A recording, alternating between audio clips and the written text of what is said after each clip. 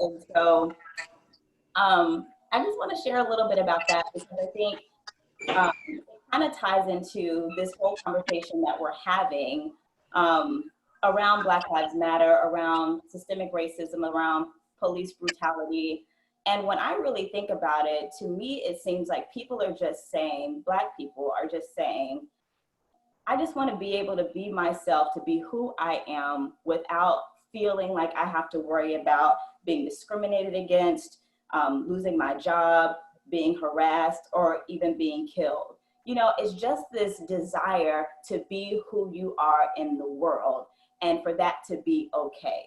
And that to me kind of ties into my journey with my natural hair because I don't know if Kelly, when you and I met, if I still was wearing my wig because Yes, I was there. I was there for that experience. And I remember it vividly. And I remember thinking at the time, like, this is a really big deal to her. And I thought, oh, she's beautiful before, she's beautiful after. But it was interesting to watch your journey and to see how much that meant to you. yeah, because I was at a point when I was working in Jacksonville, I was wearing a wig on air, but then when I got off, I would just snatch it off and I would be wearing my natural hair. And it was because, like, I remember a consultant had come in and said, oh, have you ever thought about wearing extensions? And I was like, well, I guess if you're suggesting it, maybe that's what I should do. But you think about the standard of beauty and what you feel like you need to do to be successful, and you want to be accepted, and you don't want to like worry about, am I going to be able to progress in my career? So I wore my wig until I just had had enough. And I said, I just want to be myself. And this is what I look like. This is the hair I was born with. And this is how I want to live in the world, not just outside of work, but at work too. So I think like we've kind of reached a point where people are saying, this is who I am. I don't want to hide it or have to feel like I have to change myself so much just to exist in the world and do the things that I want to do, that I was born to do. And, you know, I don't want to compare my natural hair journey to like people being harassed and people even being killed. But I think on this, on a certain level, it's just like, I want to be able to be myself and not have to worry about those things. And I think we all deserve that right to be ourselves and not to worry about what might happen from just wearing our hair or being a person of color, having Black or brown skin.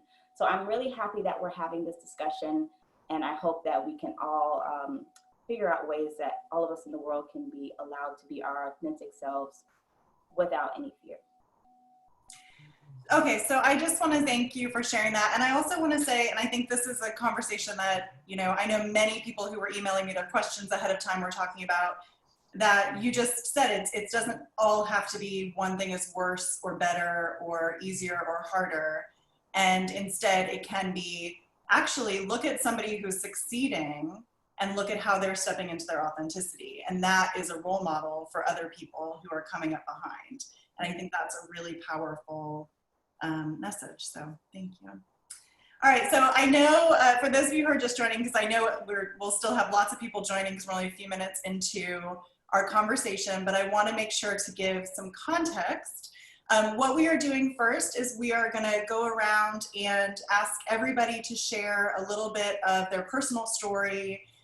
This is an incredible group of fierce women who all have different backgrounds and different dreams and different ways of going about their lives in the world. And they're going to share a little bit of their personal journey. And then at the end of that, we're just going to have a conversation. So as each of these women is speaking, I invite you to either put your questions in or think about what your questions might be, or your comments or contributions to the conversation. And on that note, I want to go ahead and introduce our next speaker, who I'm so glad is here. We were texting furiously as we were getting ready. Clarissa Baggs, who I met 5 years ago, I think at our very first She Is Fierce season, which was a crazy time in my life and a time that I am blessed to have met Clarissa. Clarissa, I'm gonna let you share your story, but before you do, I wanna say that over the last 5 years, I have watched her step into creating her own TV show, creating her own production company, working in a nonprofit and giving back to the community in incredible ways. and always doing it with humility and just, I don't know, I just think you're amazing. And so I'm honored to have you be our first speaker and to share, you know, you've overcome so much. We cannot fit it into 5 minutes, but I'm grateful to you for sharing a little bit of your story. Oh, hang on 1 second. I'm going to turn your audio on. Can you unmute your audio? Yes, ma'am. Thank you so much for having me. And as Kelly said, we were having issues trying to get me online. It has been a while that Kelly and I have met, and she is an absolute dear.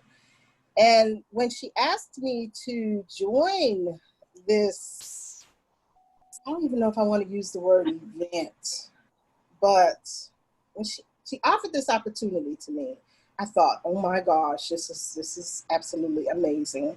And the fact that we can share our stories with one another in this environment. And even talking about race, when I attend the She is Fierce events, usually I am maybe one of three or four, at least in the beginning, Black people in the entire room. However, they never made me feel that way.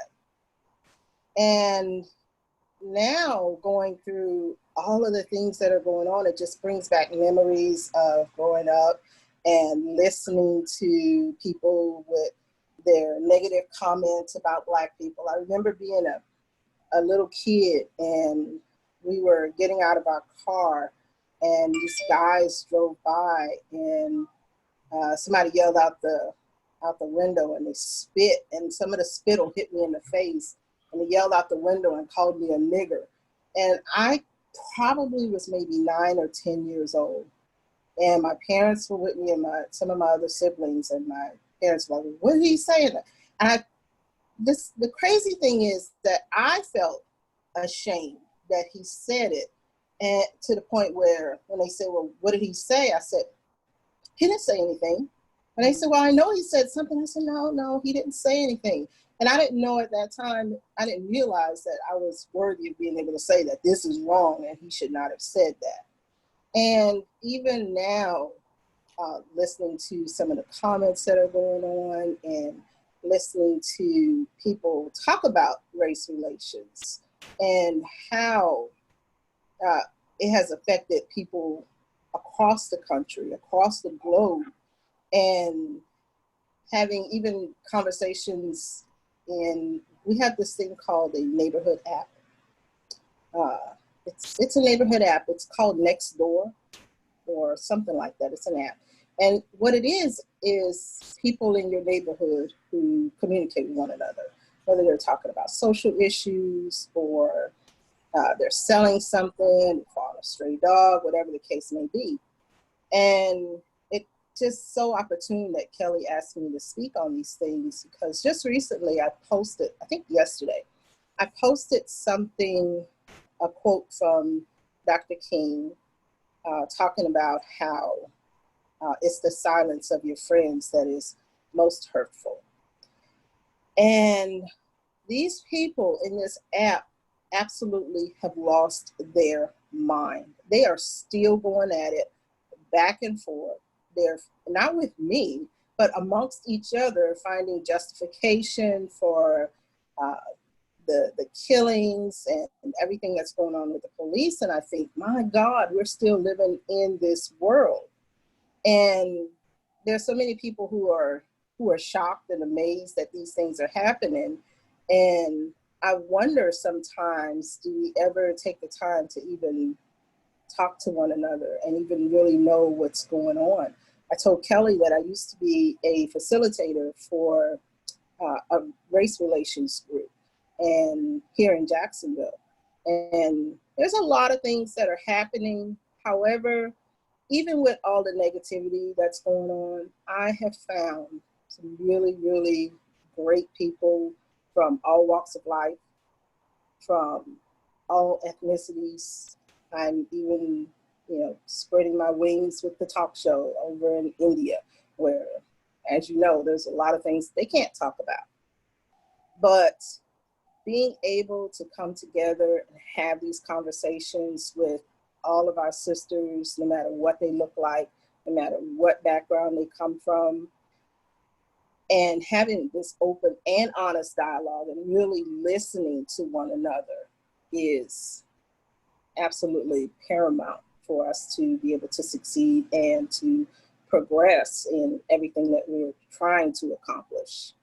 So I'm glad that I'm here. I'm glad we can have some conversations and have open and honest dialogue with one another from all backgrounds. So thank you, Kelly, and thank you, ladies. Yes, we're so excited to have you here. And I'm also excited about our next panelist friend who is joining us, Melissa Fulmore Hardrick. She is a past She is Fierce Summit presenter and is the Vice President of IT Enterprise Applications Acosta. And most importantly, you're an advocate for young Black women in STEM and also in tech particularly, which is so important. And so share a little bit with us about your experience and your journey. Thank you much, Kamasi. And I'll tell you that I'm laughing. I remember your journey of wearing the wigs, and I remember the day you came out of the wig, and I was like, yes! I hated those wigs. She's beautiful. Hide her face. You know, I absolutely love you and have always admired the work that you've done. So I am Melissa Fulmore Hardwick, and thank you so much, Kelly, for this forum and for an opportunity to share in this space right now. As Kamasi said, I'm the Vice President of IT. So I am a Black female leader in IT, and I'm quite proud of that. But I'm also passionate about my newly launched, and I haven't really done an official launch yet, of my nonprofit, Brown Girls in the Boardroom. So I'm the founder and executive sponsor of Brown Girls in the Boardroom, and I'm extremely passionate about that. I happen to believe that the well-being of our young girls is our community's business, right? And so how do we become someone else's help? And I mentioned on Melissa's show the other day for our promo that, you know, I feel like we're in a community that's just whispering about it.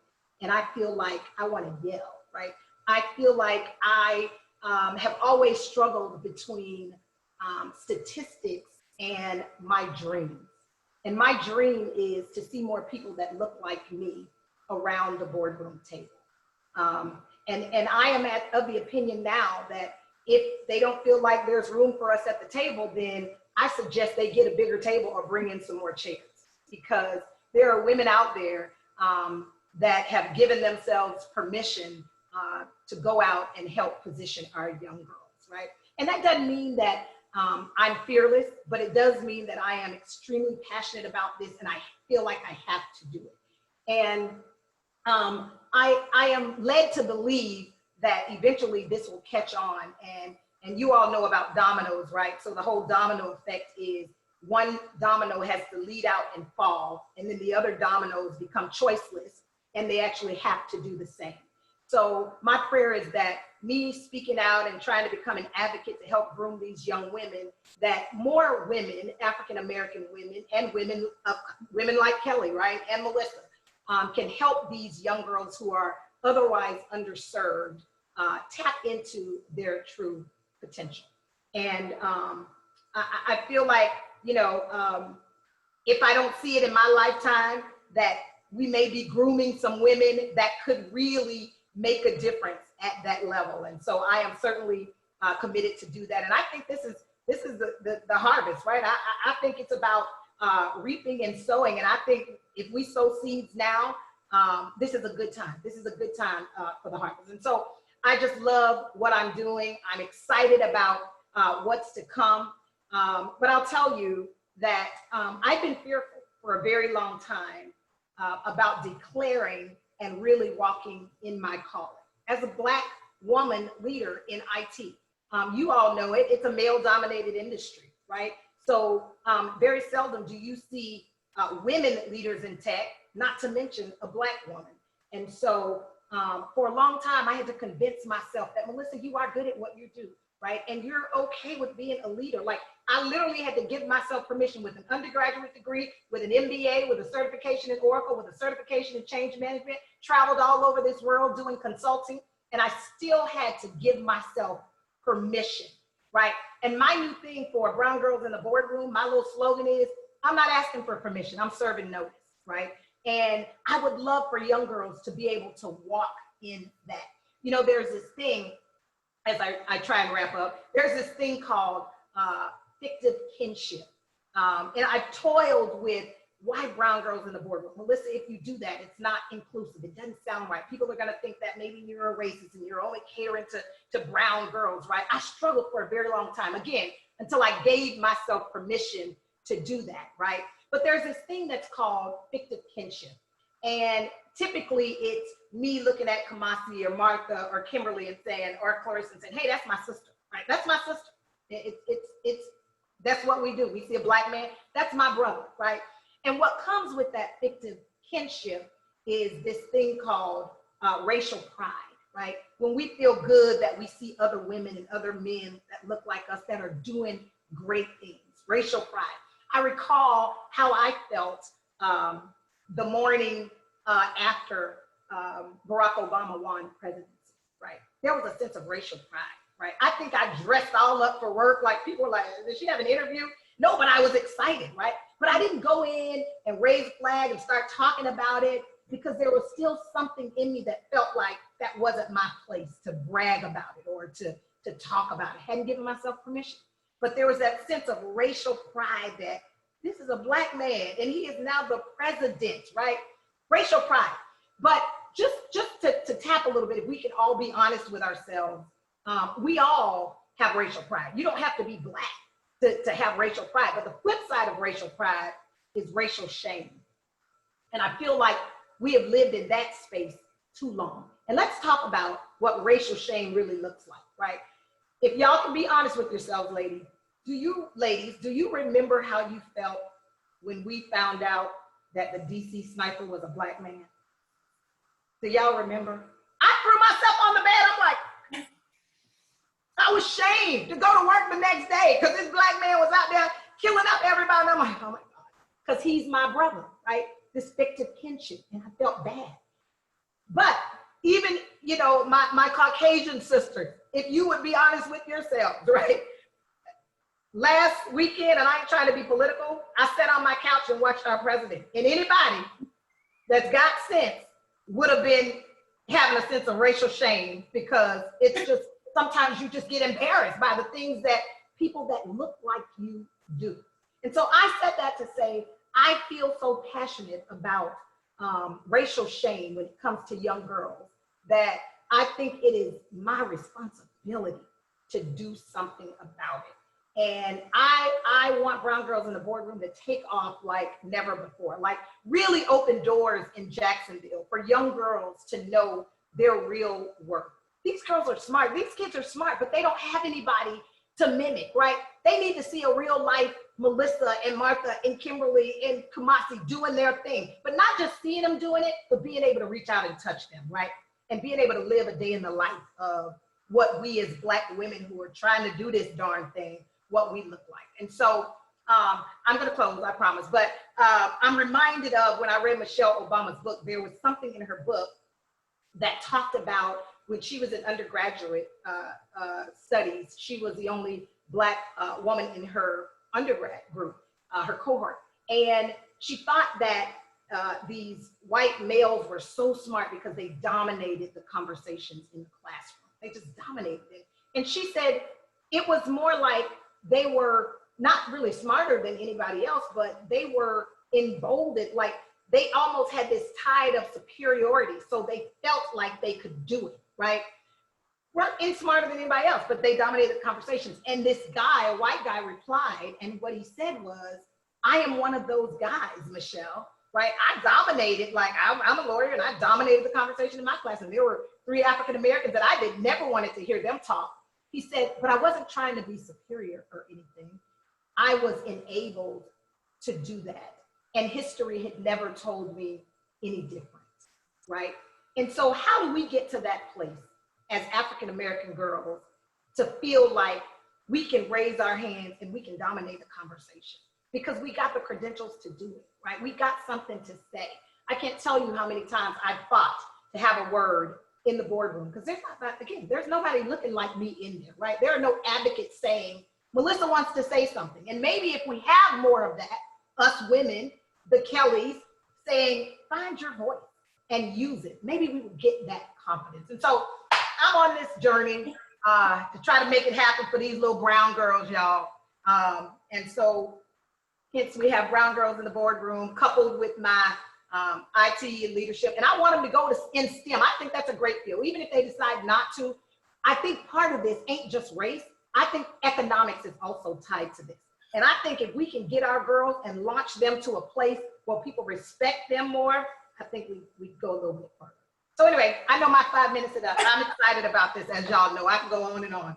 No, I'm so grateful, Melissa. And I was literally writing notes out. I was like, I'm coming back to this. But I'm going to wait until we start having a fuller conversation. But I wanted to say that I loved, in particular, the thing that you said about, you're sowing seeds now to reap something later. And it may not even be you who reaps that later. And I think that in the broader context of everything that we are all talking about, that we've individually had conversations about and that the world is talking about, is that sense of empathy and that sense of paying it for somebody else. And I think that's a really powerful message for every single one of us to hear. Like you said, like whatever our color and whatever our, intention is, that we're actually paying that forward. I want you to be I want your nonprofit to be the most incredible, but for you to actually see somebody who comes out of that be even more successful and more powerful is amazing. So thank you. And I'm so excited to see you building that. And I want to introduce somebody who I don't know as well as I know all of these other amazing women, but I saw on TV with our good friend, many of our good friends, Melanie Lawson, talking about everything that she does in the community.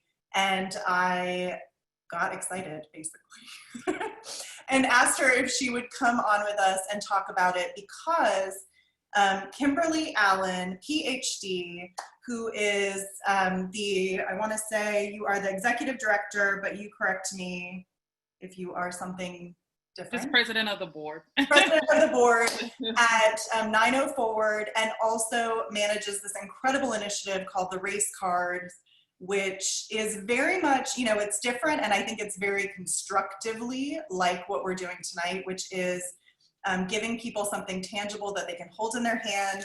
And I think in a really, this is my takeaway at least, in a really practical way, I can hold it and almost be protected by it, but also be engaged in a conversation around race with people of any color, and asking really hard questions, but doing it in a way that is open and invites a positive dialogue. So Kimberly, I was blown away by your conversation, and so I'm so grateful that you joined us tonight, and I wanted to ask you if you will share a little bit about you, your story, and also how the race cards came to be and the power of what you're doing. Thank you, Kelly. I'm honestly, I'm happy you found me wherever I was and I just got lucky. But hearing the ladies tell their stories tonight is really just inspiring, because particularly in this moment, I think it's easy to point to the very grotesque sort of portrayals of racism, being killed, being murdered, having that be filmed and videotaped. But a lot of what was described tonight has been in the form of these microaggressions that folks don't necessarily want to admit, because I'm not saying the N-word, I'm not racist. Because I haven't killed a Black person, I'm not racist.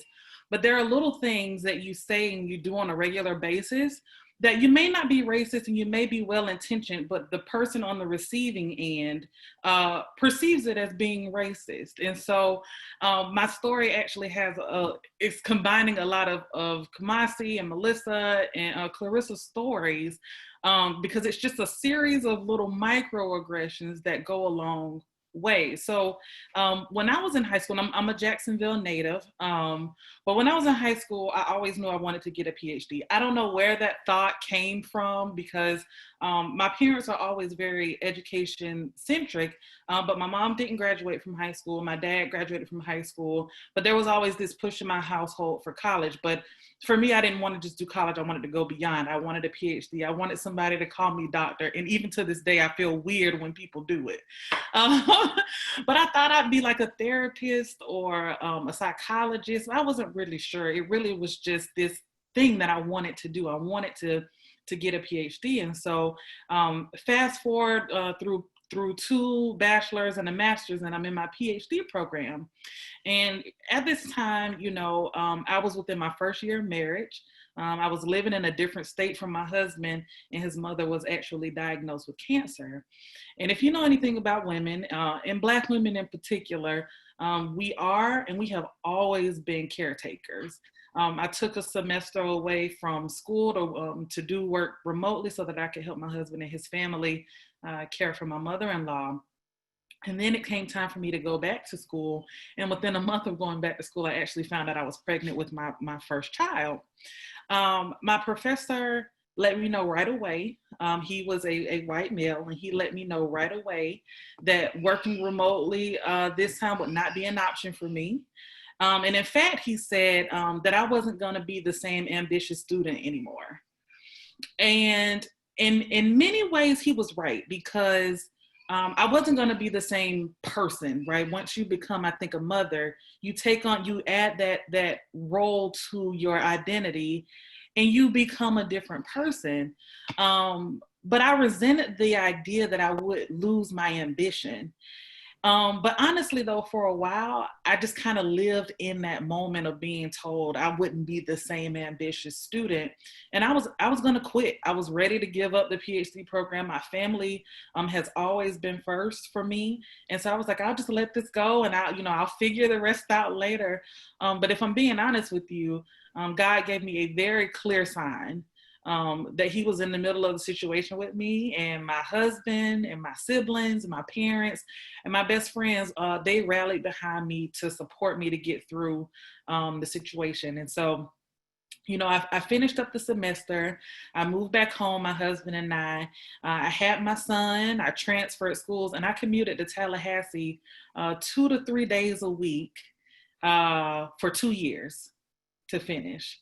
So I'm up and down the road 2, 3 days, full days, come back home, and still gotta, do my wife and mom things. And then I got to turn around and be a student. And, we're still helping out with my mother-in-law. But it was so much. It was so much pressure and stress. And I failed the exam that I needed to take to write my dissertation. And I would be lying if I said I wasn't crushed when I failed, because, that voice of my professor again saying you're going to lose who you are as this, you're not going to be this ambitious student anymore, kept rearing its ugly head. And then I had this insecurity that comes along with imposter syndrome. And I've heard it talked about in a number of ways here, but just that feeling that I don't belong, I'm not good enough, I'm not smart enough, who am I fooling? Those things really just kind of came to me. And I remember being on the road, driving from Tallahassee in the rain, boohoo crying, because I just felt that test. And, I felt like I was also letting down the folks who had decided to support me and push me forward to help me to get this degree. But fortunately, I with my faith and my amazing support system, it wasn't the end. I didn't quit. I took the test again and passed it. And I actually had my second child. I defended my dissertation, and I graduated in 4 years. But it was a sweet, sweet victory. But then, here's the next hurdle, right? Of securing a job once you've graduated. And I was unemployed for a few months. And I interviewed for a number of jobs across the country. And I remember going to this one interview in particular at a university in a very small town that had a population of Black people that was less than 1%. And I remember very vividly in my interview, the person interviewing me said to me, So where are you going to go get your hair done if you live here? And mind you, so I had just had my second child. She was less than 6 weeks old. So I flew across the country. I had my hair still in braids from having my daughter. And I flew across the country for this interview. And when she said that, I knew right then that I wasn't going to get the job. And I did it. And so when I asked why I didn't get the job, I got the cultural fit response. And it was like complete radio silence after that. So, when I pressed for more answers, like, give me some pointers for, the next interview, it was radio silence. And so, I knew then that, what I was up against. But fortunately, I got a few months later, I got a job here in Jacksonville at the Jacksonville Public Education Fund. Shout out to them. And they hired me as a research analyst, and I eventually became the director of data and research. And I was fortunate enough in that job to be connected to some amazing people here in the city. And one thing that position taught me was that even though I was a Jacksonville native, there were worlds that I did not know existed in this city because I am a Black woman. There were worlds, I grew up here, my family's from here, but there are people and worlds and structures and things that are happening that if you're not privy to it, you don't even know what's really happening. And so part of my goal in life is really to penetrate those worlds. And 904 happened to be an organization that allows me to do that by talking about the role that race and racism plays in keeping people of color from thriving. And the rest is history. Thank you, Kelly. Oh my gosh, thank you so much. And can I just ask you one thing? Because I want to make sure that we share about the race cards, because I just think my hope is that everybody who leaves here today goes out, goes to that website, buys that for their company if they're an executive, or buys it for their family. Absolutely. If, like many people of all different races, they have people with different opinions in their families, right? That we each buy 1 pack or 100 packs that we can share with the communities that we engage with. Absolutely. So part of, like I said, being exposed to this network a few years ago, when I would say, not that, the killing of unarmed Black people was new, it was going viral. And it was a moment much like we're in right now, and people wanted the opportunity to talk, be vulnerable, and share. And so we created a little study circle of friends and colleagues who were having this conversation. It was really a chance for us to learn from each other. And we knew that other people wanted the opportunity to have the same conversation, but didn't know how, right? Sometimes you're not always friends with your coworkers of color or people of color, and sometimes your friend group is very homogenous, and so you don't have anybody to discuss these things with. So we really we work together to create the race cards, and it's literally like a playing deck of cards that has discussion questions on them. So 52 decks. There are topical questions, philosophical questions, personal questions about race. And it gave us an opportunity to allow folks to have a safe space to talk about race and to learn from each other, to learn from others.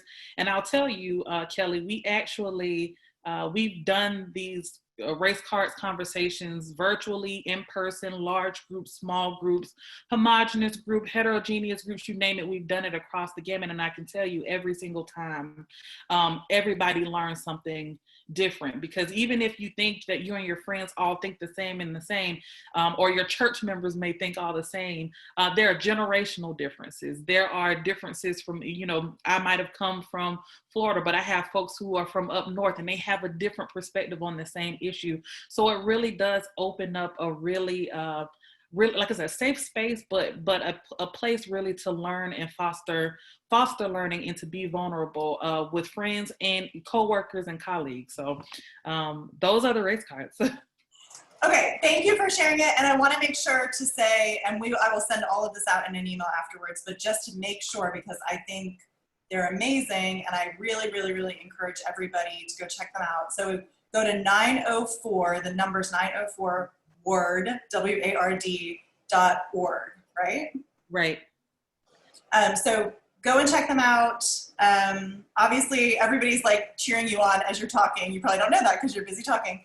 So I know that you've made an impact, and I hope that everybody will go and check them out, because I think that that is a great way to take what we're doing tonight and translate that and give back financially to communities that are then going to create more and do more good. So I think that's powerful. Thank you, Kelly. Thank you. Oh, hang on, Kamasi. I'm going to turn your, there you go. Yeah, I was going to say, first of all, your dedication driving to Tallahassee several times a week while holding all of that down, as if that wasn't enough. But honestly, I think we've all been in situations where we're at work and someone tells us something about ourselves and you're like, whether it's you're not a good fit, or maybe you could be more of a leader. Like, what does that mean? Like, just really these things that no one can define, and you just have to accept it for what it is. And you ask for details. How can I be a leader? How can I be a better fit? And then you get that silence. And that is, I think, one of those microaggressions that we talk about, and another way that these things manifest in the workplace. And so I'm glad you shared that. And I'm also glad that you shared about how that belief or that idea that someone spoke about you stuck in your mind, because so often people will say things about us and that just sticks, and it's hard to let that go. And that's why I'm really glad that we have Martha here with us, because that's what she works with, just like working with women about limiting beliefs that really hold us back. So if you're not familiar with Martha, I'm going to tell you a little bit more about her. Martha Ramos is a coach, and what her goal is to do is to help us to break free from limiting beliefs that are holding us back from stepping up in all the confidence that we were born with. So Martha, thank you for being here. And I'm excited to hear more from you about your experience. Well, thank you so much, Kumasi, and it's an honor to be here with each and every one of you. Kelly, you know how I feel about you. But my story really goes back to elementary school, and having a teacher say to me during a show and tell that the most I'll ever be is a housekeeper, when I told her that I wanted to go to college, become a professional, and make lots of money. And as an immigrant, because I was born in Dominican Republic and raised in New York City, I know that a lot of my aunts and people around their neighborhood, that was basically the jobs that they were able to get, was either working in factories or as a housekeeper.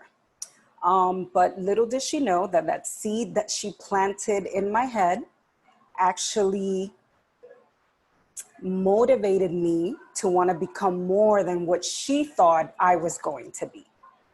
So I used it as fuel to go to college, get my degrees. And let me tell you, it wasn't easy, because although I grew up in a diverse neighborhood and I went to a diverse junior high school and college, by the time I graduated and got to corporate America and I landed a job in one of the top general market agencies in the country, I quickly realized that I was an anomaly. So fast forward to 20 years later, the cleaning crew that used to come in and clean up our agencies were either Black or Hispanic. Most of the administrative assistants at our agencies were either Black or Hispanic. And I remember sitting in the cafeteria, you know, I'm very personable. I try to look at people based on who they are as a person, not necessarily title. So I don't care if you're like the CEO or the housekeeper, I'm still going to treat you with the same respect. And I remember sitting in the cafeteria with the receptionist, with a bunch of the other administrative assistants, and 45 minutes later into our lunchroom, they were like, oh my God, we have to go back to work. And I'm like, oh, all right, ladies, have a good day. I'm gonna stay here for the next 15, 20 minutes. And this girl turns around and goes, since when do admins get an hour for lunch? And I was like, I'm sorry, but I'm not an administrative assistant. I'm a media strategist. And she's like, huh? I never even knew people of color got those jobs. And I'm like, are you kidding me? So lo and behold, as a corporate executive, I quickly realized that A, not everyone looked like me.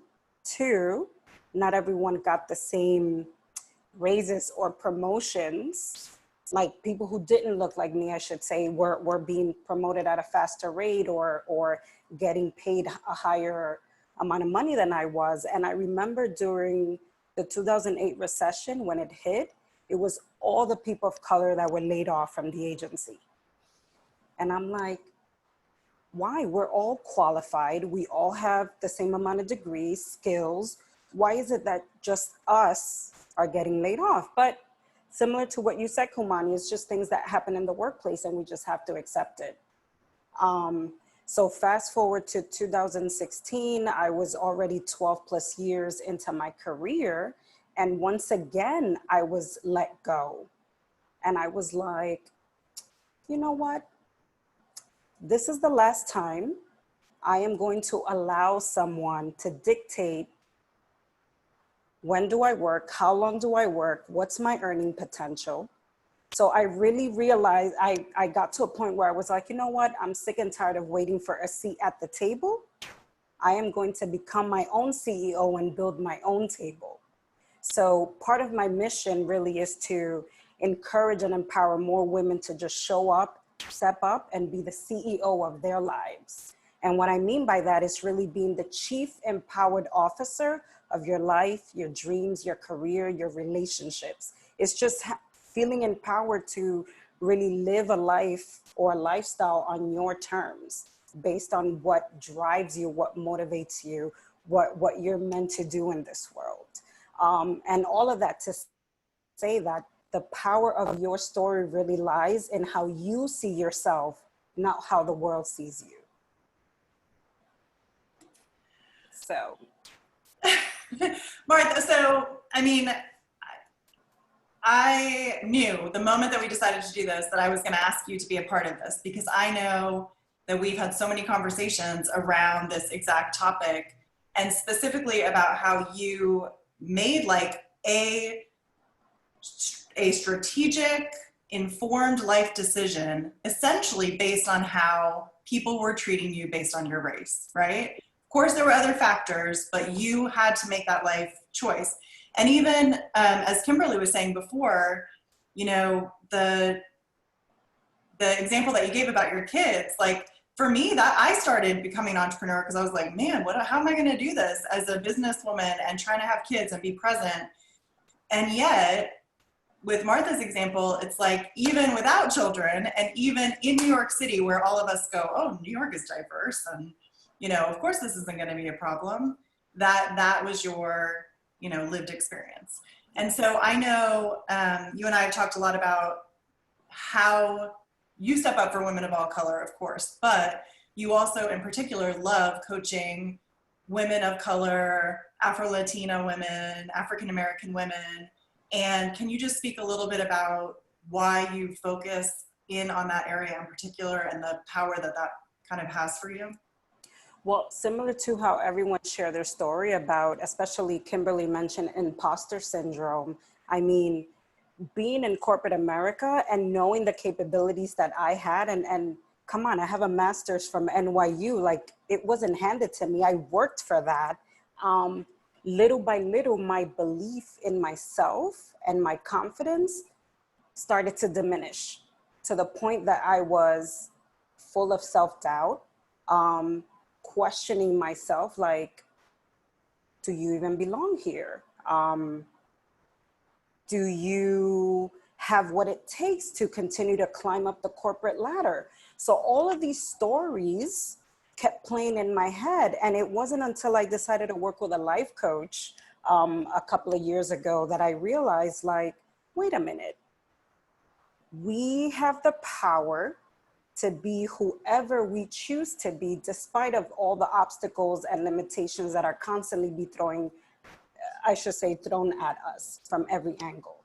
So one of the things that I realized was I can either choose to give my power away, or I can take my power back and be who I say I am going to be, right? And work on that, on those inner critics that tend to creep up every now and then, and just be like, and I'm gonna try not to curse, but because they do come up, and I'm not gonna sit here and say that I don't have fears.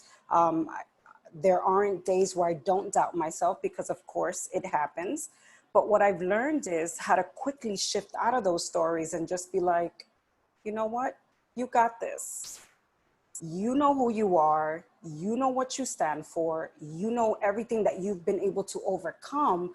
But more importantly, you come from a line of very strong, resilient, courageous women. And that is dating back to our ancestors and everything that they went through. So it's like, how do we get more women to really embrace who they are and really step into everything that they're meant to be? And it's believing in themselves, leading with courage. And every time that inner critic comes up, be like, you're gonna take a backseat today. I got this. Yes.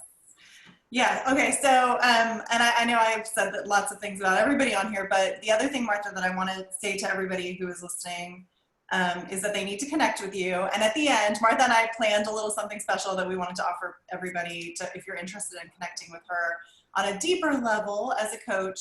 But the other thing that I hope that people will take away from hearing your words of wisdom are, every single time that I connect with you, you come in with this incredible positivity, and you come at these things that are really challenging and that honestly just are horrible and suck, and there are a million hard words and bad words to say about them, right? And yet, yeah, you always have this beautiful smile, and you're always like, okay, what's next? How am I going to move forward? How am I going to make a difference? How am I going to help somebody today? And I think that bringing that energy, despite, like you just said, right? Like, and it is ancestral, and it is like through the power of people's mothers and all of that, bringing that energy forward. And like Melissa said earlier, paying that forward and knowing that the next person is going to get it is amazing. So I just want to honor that and tell people to connect with you. So we're going to send out links so that you guys can support all of these amazing women after, and tomorrow you'll get an email and stuff. But the last person I want to introduce, and then I see so many people are writing in the comments, so I want you guys to know that we will come and we will invite you to share, and I will make sure, and Kumasi and I will make sure that we incorporate all of your questions. But the last person I want to introduce is Melissa Ross, who many of you, especially in North Florida, know already. She is the host of First Coast Connect on WJCT. She's an Emmy Award-winning journalist. And she is also the leader of our Jacksonville chapter and a community leader within She Is Fierce. And I invited her because Kumasi and I actually had a conversation, and I said, well, you don't want to have a bunch of white women, right, on this panel. And Kumasi said, no, you should have white voices, because that's kind of the point, right? We need to be allies, we need to step up, and we need to have a conversation around that. And so, I mean, it was an easy call because Melissa's part of our team. But Melissa, when I first met her, before she was ever a part of She Is Fierce, or when we first connected a few years ago, and I was asking her, who should we have speak? Who should we feature? She was always recommending women of color. And I remember as another white woman just sitting at a table with her thinking like, she's cool, right? Like, she's not just recommending the same people and the same voices and the same everything that we've always heard. And she is just, without me asking her to, already elevating people and trying to recommend. And honestly, Melissa has recommended like our best speakers, basically. So I have to say, Melissa, if you don't mind, will you share a little bit of your journey around whether you called yourself that or not, being an ally as a journalist and, with She Is Fierce as well? Sure. Thank you, Kelly. And it's so good to be with all of you tonight. I've really enjoyed listening to everyone's stories and getting to know all of you a little better. So as Kelly said, before I came to WJCT, where I primarily work in radio, I spent a lot of years doing what Kumasi does. I was a television news anchor and reporter, and I worked all over the country. And when I was in my 20s, I decided that I was going to share this story tonight. When I was in my 20s, I worked at CLTV News in Chicago, which is no longer existing, but it was a 24-hour local cable news channel, like the CNN of Chicago, okay? So in that newsroom, there were sometimes real personnel issues involving race with people of different backgrounds. And that was the first time I'd ever encountered that in the workplace. And so very often I would observe what was going on, and sometimes have conversations with people about things that were happening, both in the newsroom and in the city of Chicago at that time. And I'll never forget one day I was talking with an associate producer about all this stuff. And she said to me, "This is what you need to understand, Melissa. Every day something happens to me to remind me that I'm Black." And when she said that, that was honestly, you know, when I was 25 years old or however old I was, that was the first time in my life that a Black person said to me, "My life's really different from your life, and here's how. This is what you need to understand about my life." And this was years before terms like white privilege and white fragility were being used commonly or understood. But in that moment, I got a sense of my privilege as opposed to her life. And so that was the first kind of turning of a screw where I started thinking about these issues in a new way. And as I've grown in my career and gotten older and had a lot of time to reflect on different opportunities I've had and also setbacks, what I've come to realize is that in the position that I have now, I have a platform where I can hopefully shine a light on these issues and be an ally. And I do try to do that regularly on the show that I work on, all the platforms that I work on. And what I've noticed so often in dealing with the public, listeners and people that interact with me on the air or digitally, is that there's just an enormous amount of what you call white fragility out there. People can be very defensive when you talk about systemic racism, police brutality, white privilege, all of these things that we're talking about tonight.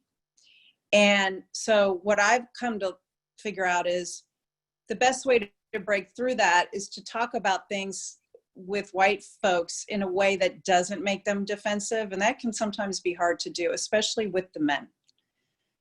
So that's something I work on all the time, because for whatever reason, I've landed in this job where I have an opportunity to hopefully educate and enlighten people a little bit, and at the very least, get people thinking about these issues in a different way. And I think Dr. Allen said earlier that she lived here her whole life in Jacksonville, but there were whole worlds she didn't even know of. Well, a couple of years ago, I was at this fancy party in Avondale at this mansion, and in that kind of old money white world that she was referring to with 904 work. And this older gentleman said to me, I listen to your show a lot. I don't always agree with what the people on there have to say. He said, but it makes me think, and I do like listening to it. And so for me, that was good, because those are the kinds of people, honestly, that I'm trying to reach and to connect with, because you can't just preach to your own choir all the time. You have to have a dialogue with people who don't necessarily understand or agree with the positions that the people behind BLM are holding. So anyway, that's really that's all I have to say, honestly, because I'm simply an ally in all of this. But I do really appreciate the opportunity to be part of this discussion, because it is so important. And I'm just grateful to all of you, and I'm grateful for the chance to be part of this. Thank you. Thank you, Melissa, for sharing that. And I know throughout this conversation, I'm sure that each and every one of you has more stuff to add. So I'm going to open it up to you to add, but I have some questions. So can I go ahead, and I want to make sure to respect, we have so many amazing people that showed up live with us. So I want to just take a moment and shout out some of their questions and comments. Okay, so first of all, Mary Lee is saying, I think this is to you, Kimberly, that she is so proud of you. She earned her PhD and they were so anti-women having children, and you showed them, and she is proud of you. And I know Mary Lee, and she's amazing. So there you go. Thanks, Mary. And then Anne Marie said, I had a dozen or so of the cards. So again, this is for you, Kimberly. And she's trying to buy more, and they're out of stock. So when will they be in? Hey, Anne-Marie, I think that's Anne-Marie Knight. Hey, we'll actually, we'll have them back in stock in July. They are already in the press to be ordered, and we'll be back in stock then. All right, so I want you to put them on sale now so people can buy them early. All right, so Valerie is saying these are some awesome testimonials.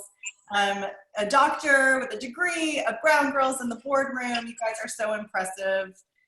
Alexis is saying, sometimes it feels like people of color don't have power at all, much less power to give away their power. And I think that's a really good point, Alexis. And I know Alexis, and I know she's an aspiring writer, and she's this incredibly dynamic person and wonderfully young, and I'm very jealous of her age. And I think that sometimes looking at all of you guys, right, and saying, look at these impressive women, look at what they've done. And this is the case with all of our speakers every time, like Kumasi has spoken on our stage, Melissa has spoken on our stage.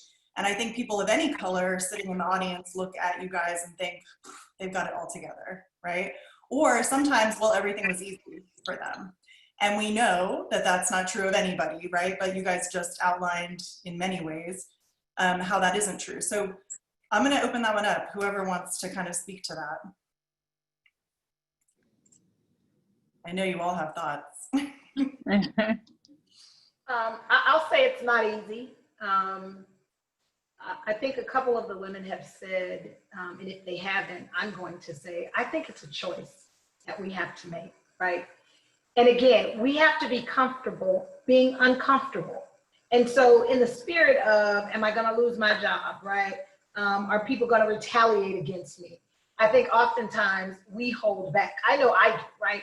I'm here and I'm smiling when I see my sisters rocking their natural hair, right? I have natural hair. I choose to blow it out and wear it straight. And for many reasons, right? Kumasi, I remember you and one of your peers was doing it was a YouTube video that I saw, and she had straight hair that was natural. And she was talking about one of the things that she was told when she started off in this industry is that whatever you do, you have to be consistent, right? So if you're gonna wear straight hair, wear it. If you're gonna wear curly hair, wear it, right? And I can just recall having some African-American women that work for me, and I'm very, very hard as a leader. It's because I don't want anybody holding them back for various reasons. I know people have biases, right? And so I often say, come correct. And once you establish yourself, wear orange and green hair if that's your choice, right? Be authentic, but you have to establish yourself. And I think oftentimes we as African-American women, when we start talking about it's hard, I think we have to make a commitment to be our authentic selves, to show up authentically, but to also be consistent with that, right?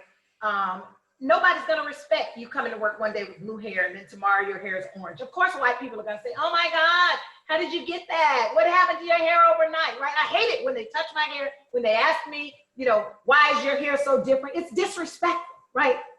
But you can never say that. But the reason they do it is because they really are, one, they're throwing shade, but two, they're really curious about how we get to do our hair in so many different ways, right? So I say it is hard because we don't want to put in the work, right?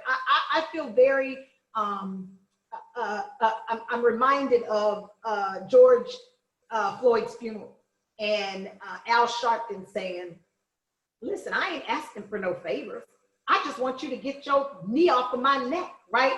And that's how I feel every day when I go to work. Like, I don't want you to pamper me because I'm a Black woman, right? You put your resume up against mine and we going head for head, right? But it's unfortunate that once they put the resumes aside, or once they see that I'm a Black woman associated with this resume and you're a white male, potentially there are some biases that come into play. So I always feel that we have to work twice as hard, right? And we got to bring our A game when they can be lax, and we got to really, really bring it. So I say to women, it is hard work, but let's put in the work so that, you know, little Bonchika that's coming up behind us really does have an opportunity. Forget how she started, forget where she was raised, forget what side of town she lives on. Let there be some leaders that say, you know what, you can do this.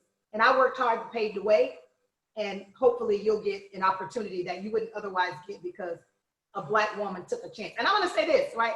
I have been accused of hiring on my teams way too many African-American people, right? I've literally been accused of that. Every other Caucasian counterpart of mine can have a team of all Caucasian people, and it's never an issue. But if I choose to give high-paying jobs to people that look like me because they're qualified, then all of a sudden I become this bad person, right? And that's the kind of stuff that's hard for us. When we feel guilty about hiring our own people because we're afraid of what somebody's gonna say, right? They're gonna question us just because we hired them. So I am longing for the day that we raise up, you know, boys and girls that are extremely qualified, right? That can compete and that can show up in these jobs and say, I may have networked with Melissa. Maybe I met her, you know, through an organization, but I'm credentialed and I'm very much capable of doing my job. All right, I'm gonna shut up because y'all know, like, this stuff gives me the juice. I could talk about it all day long. But I also feel like that's why allyship is so important, because Black people and people of color have been fighting this fight and fighting and fighting and fighting. And at a certain point, other people like Melissa who see these things and notice these things and have that realization that, hey, my experience is a lot different, and that understanding that there's inequity and it's wrong, there has to be some help with it. You know what I mean? Because I just don't feel like things are going to change with just us fighting. I know we have to fight, and we have been fighting for how long, but it's going to take something on another level for us to really see this kind of change that we are hoping to see in the workplace. And if I could just jump in and say, these protests we've seen in Jacksonville and all over the country have been remarkable because they have been multiracial, multi-ethnic, multi-generational.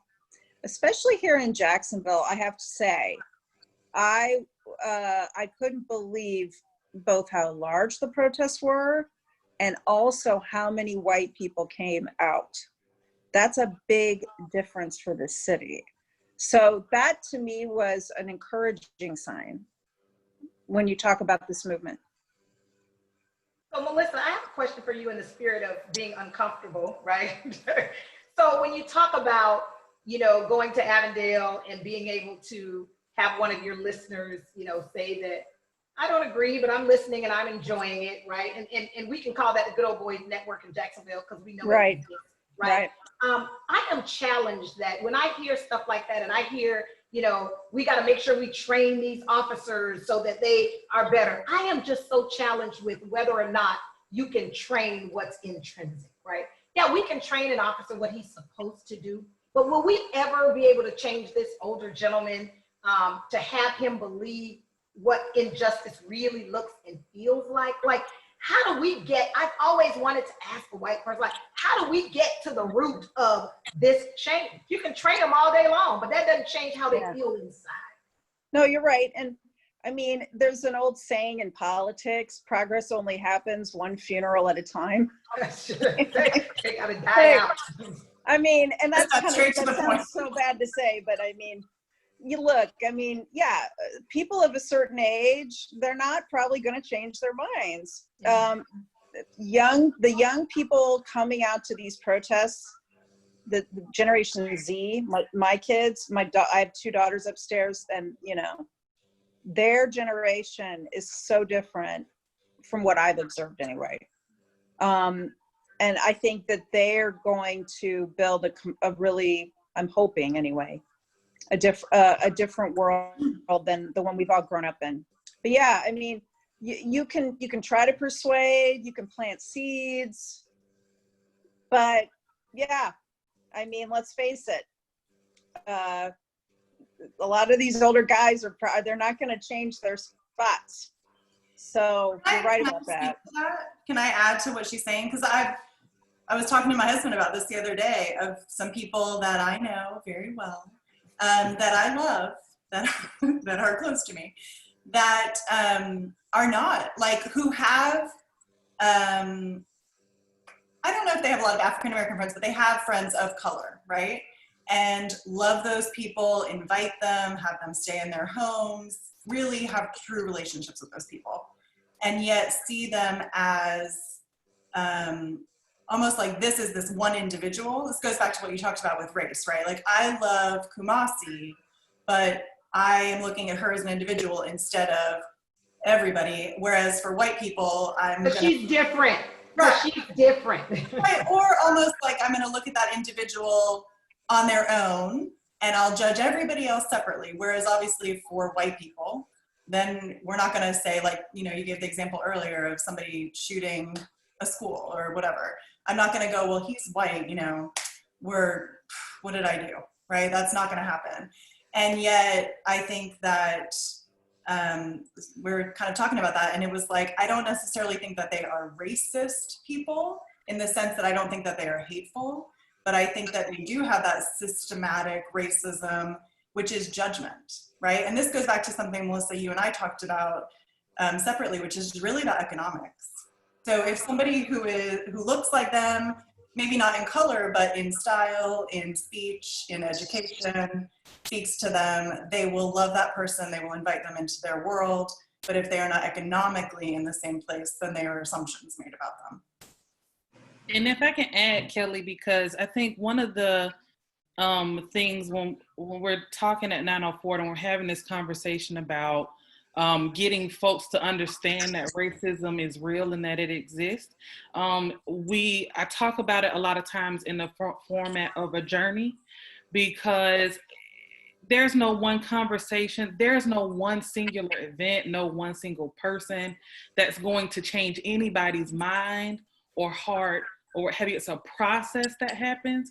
I think what's unfortunate is that people of color, Black people, get socialized very young to understand and take that journey, whereas some folks aren't introduced to it until they're 40, 50, 60, if ever. And then you're trying to change someone who's had this way of thinking for their life. It is a process. And what I'll also say is that, looking around in those circles, whether it's your work circle, whether it's the boardroom, to Melissa Fulmer Hartwick's point about having that table, being at that table. A lot of us on this call, we have a type of a privilege in some way, shape, or form.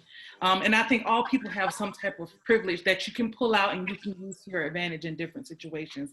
But when you're in a situation where people of color, Black people, Black women, you name it, are not at the table, it's the responsibility of the people who are sitting at that table to say, we don't have enough people here, or we don't have the right people here. And then to pull into the conversation those people whose voice needs to be heard. And I actually was in a work meeting the other day, and someone said, I'll represent you all in this meeting. And one of my coworkers said, no, you can't represent me. Only I can represent me in my perspective. But what you can do is bring a voice and say our thoughts. But you also need to say, and we actually need to bring these people to this table, because what to your point about not being invited, or the tables or the circles, or you name it, what have you, if we don't know they exist, if we're not invited, our perspectives can't be heard.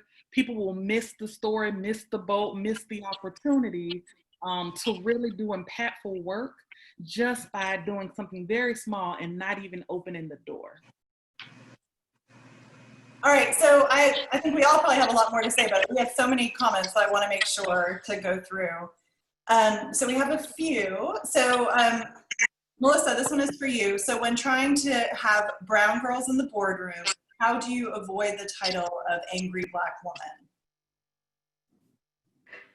That's a hard one for me because I have been called that once in my career.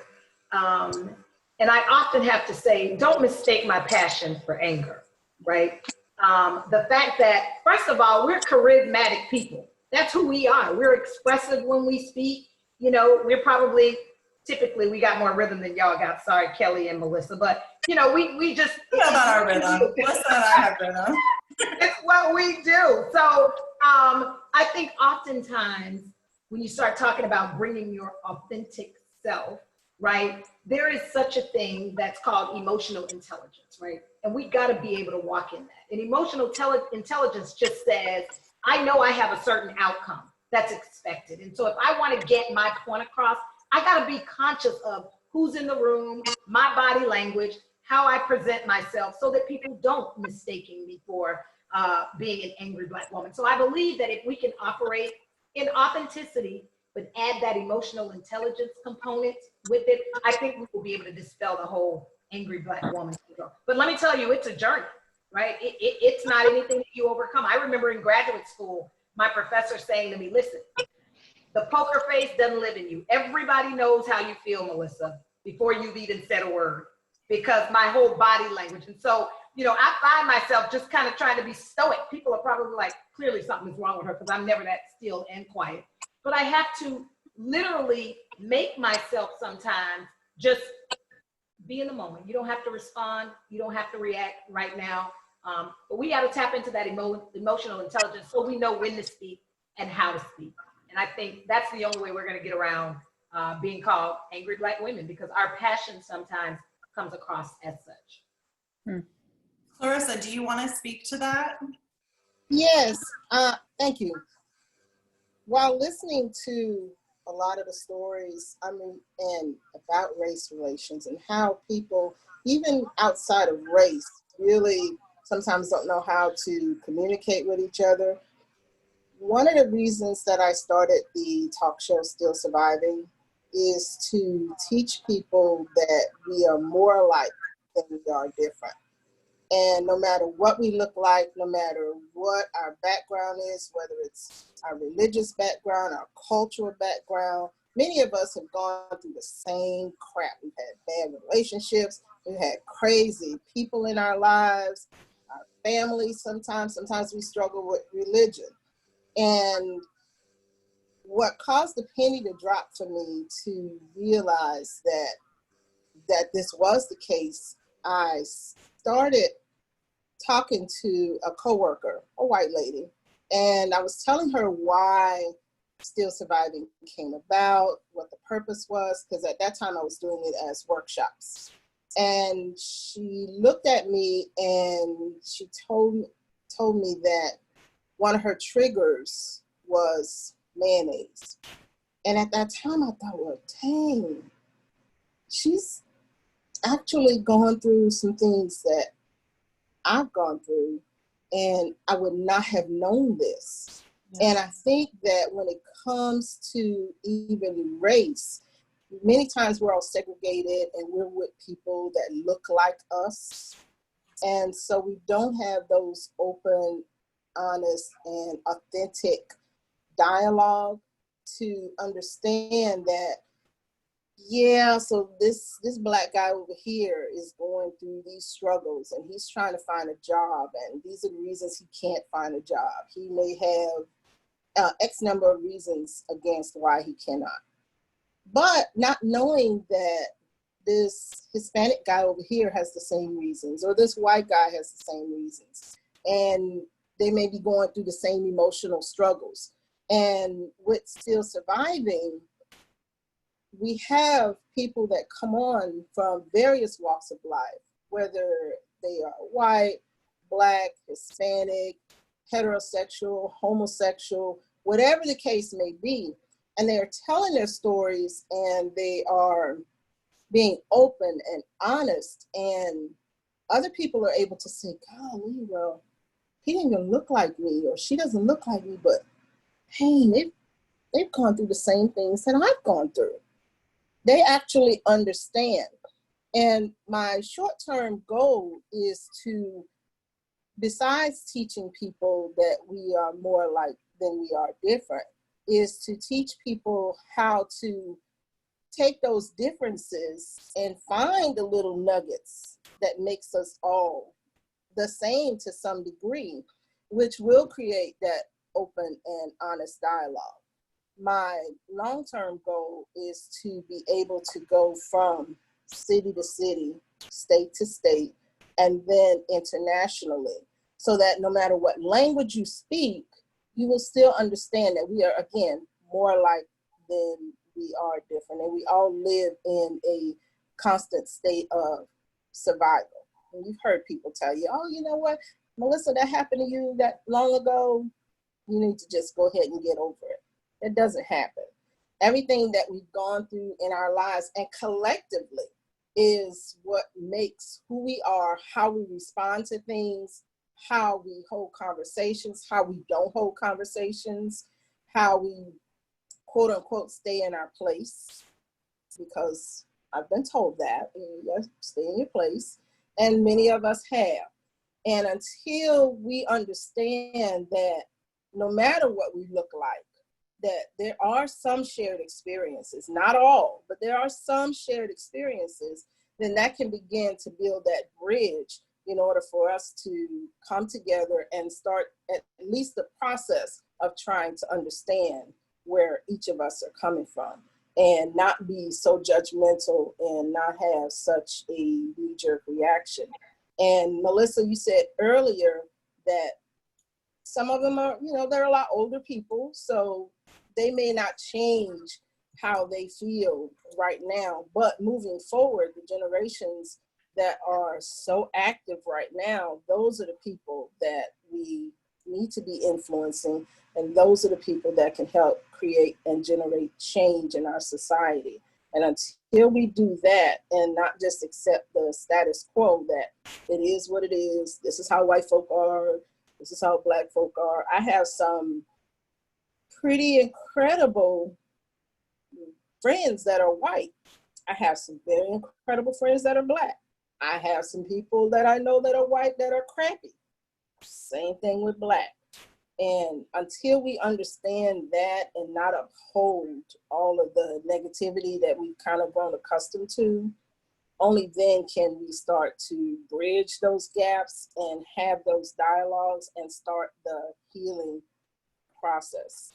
And Still Surviving is hopefully the balm to help that healing process. I remember, and I'll wrap it up, but I remember probably about 2 years ago, I used to talk to God all the time, and I used to say, you know what, God, I said, I want to be able to heal some people. I want to be like Jesus. I want to heal them, but like Jesus didn't have to touch them.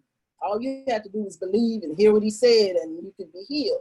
I said, I want to be like him. I said, because I don't want to have to touch everybody, and I don't want everybody bothering me, and I just want to be able to speak, to hear what I have to say or see what I have to give, and people can be healed.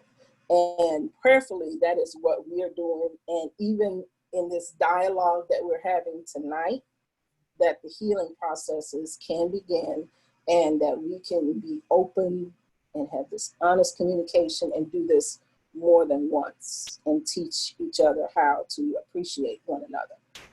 Yeah. Thank you. I love that. And I just hearing you guys speak, I think one of the other answers that comes into my head, I don't know if you guys agree, is also like having enough friends of different colors that you can say, I don't like that one person because she's actually just obnoxious. And that's not a judgment on a race of people. And I love this person, and that's also not a judgment on a race of people, right? It's just having like a tipping point of a number of people that you actually know and have relationships with, which can be, like Melissa was saying earlier, it can be corporate, it can be friends that you make, or even, I think Kimberly, you were saying like starting from a young age, right? And I actually love the school that my kids go to. And then the number one criticism that I have of it is that there are hardly any kids of color at all. And it's a private school. And that's why, right? And when we were choosing schools, that was something that I said to my husband, like, well, this isn't great, right? But because it's a good school, that's where they go. And I think that having that kind of institutionalization, which even people who want to create progress are making choices that aren't serving that, right? Which I will call myself out in that. So Kumasi, do you want to take the next one? Hang on, I'm gonna unmute you. We can't hear you. Can you hear me? There we go. I can hear you. I just have so much, we could have a whole other conversation, but I will keep the conversation going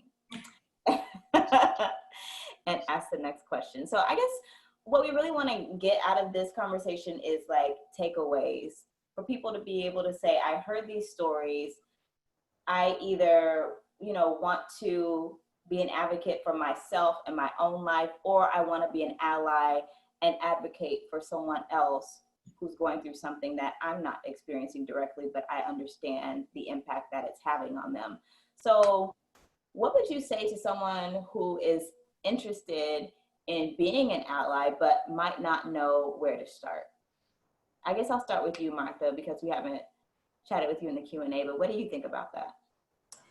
So the first thing that I would say is always be clear on who you are and what you stand for, right? And then being in alignment with how you want to become an ally. And I know that there's a lot of, within the coaching industry, there's like a lot of big time influencers who are being called out for not sharing their voice or sharing their position with their whole Black Lives Matter. And for me, it's like, let's take a step back. Let's not judge, because everybody's activism or allyship looks different. So even if they're not saying anything on social media, you don't know if they're donating to a cause that might be geared towards Black Lives Matter. So the only thing I would suggest is just be clear on who you are and what you stand for. And then from that perspective, create the change or make the impact that you're looking to make within this whole I agree. racism. Go ahead. I agree with you, because I think everybody has a certain role. Like some people want to be out protesting, some people want to be, supporting financially, and there are so many different things that you can do. So I think taking the time to center yourself in a way that feels authentic. You don't want to be out just doing something so you can check off a box, but really something that feels meaningful to you. I think that is a really good first step.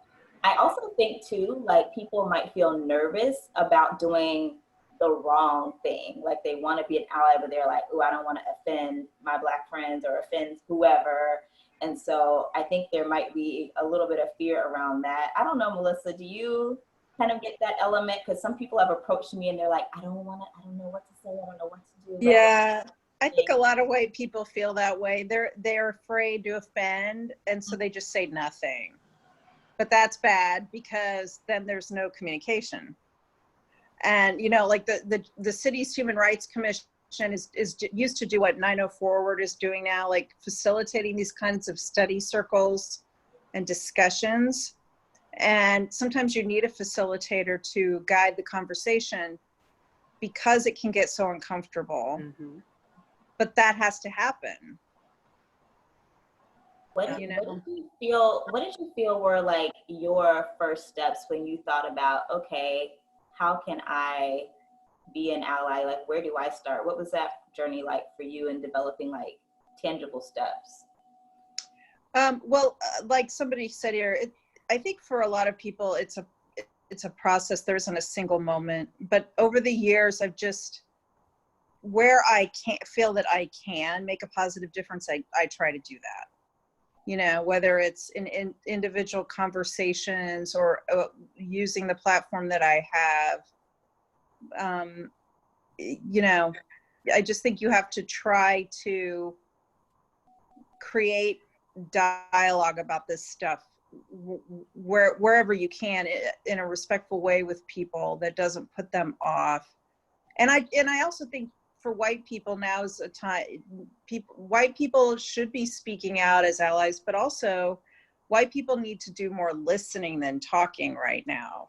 And so mostly tonight, I feel like I've just tried to listen. Yeah. What do you think, Dr. Allen?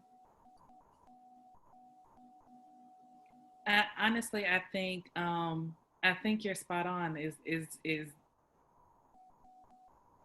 I think people think that they have to take this big giant leap to be an ally, and I think the first thing you do, and it's the first thing I do when I'm in an unfamiliar or uncomfortable situation, is I educate myself. Read a book, pick up some news articles, really try to immerse yourself in understanding what's happening, and then find little places where you can make a difference. It might not be protesting, but maybe it's writing to your mayor or your sheriff's office, or registering people to vote. It could take a number of forms. I think people have become afraid, but I think now is the moment. I think that white people should be really comfortable asking the question, because I think a lot of Black people and people of color in general are chomping at the bit to make sure that we are in an environment that is safe for us, because I think a lot of times we have been in environments where we have been adjusting ourselves so much to make sure that we don't offend or we don't come off a certain way. And I would love for somebody to say, how can I make this better for you? It's a different question to ask. And I think people are more than willing to help if you come at it from a sincere angle. Don't try to plead your case, because it's not a personal indictment against you as a person. There are systems and things that have existed before any of us on this call were even born, and we're all fighting against it. But at the same time, it's also not the place for you to kind of air out all of your grievances. Really listen and learn and find those little places. Like I said, it might be a boardroom, it might be a pin to, like I said, a mayor's office or what have you, but there are lots of little things that can be done to further the agenda. Yeah. And if I can just add something else that comes to mind, is also keeping your family in check, right? So for my white people, whenever you hear a family member say something out of context or that's racist, is actually calling them out on it and saying, or asking them, why do you feel that way? Right? So it's starting with our own families and making sure that we're keeping them in check and trying to figure out why they have that judgment against a Black person or a person of color. And I'm gonna tell you, my dad, we're Dominicans, and colonialism is very much alive in Dominican Republic. And the other day, my father, who's 71 years old, says something, oh, those Black people. And I'm like, wait a minute, you're Black too. Like, let's not go there. And I needed to ask him, like, why do you feel that way? Mm-hmm. Right? So it's also making sure that we're keeping our family and friends in check whenever they say something that's racist, and saying, let's take a step back. Let's dial it back and ask, why do you feel that way? Or why are you making that judgment against that whole race or ethnicity? Yeah, I agree, because I think sometimes people can be unaware. And I think we can be doing a service, because nowadays people are losing their whole jobs and lives and careers. So it's better for them to get called out in the house than to be on camera that goes viral. So I think, like, sometimes people are aware, but a lot of times people really are not, of these microaggressions that like a person of color will say, oh my God, and they'll be like, well, what? So I think it is really powerful to be able to, as people of color, to call things out. And also, if you're not, when you understand something that the other person might not, that you call them out too. So I agree with that. What do you think, Clarissa? I I think that's a very, very good question, because just recently I had a friend of mine come into my inbox and say, so Clarissa, I've been calling people African American, and I'm in this group, and these people are saying I'm doing it wrong. And oh my gosh, am I offending you? And what am I supposed to say? And I said, no, sweetheart, you're fine. You're fine. You can call. I said, there are just some people who argue, but that's fine. And what I appreciated was the fact that she came to ask and not just took what a person said and just thought she was a horrible, because she really thought she was horrible and she was being offensive and unintentionally doing it. What I appreciate also is not just her coming, but any person of another color. Just ask us.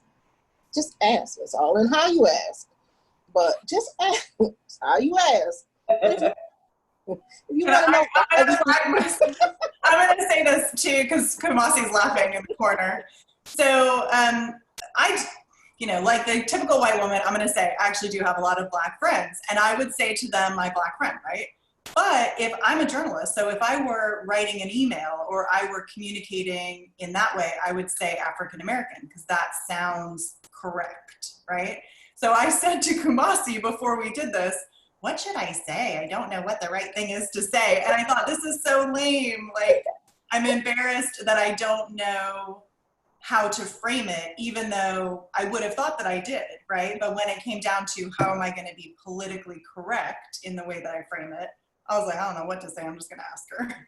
And that's why it's good to ask, because depending on who you're speaking to, one person may prefer to be called African American, and another person may prefer to be called Black.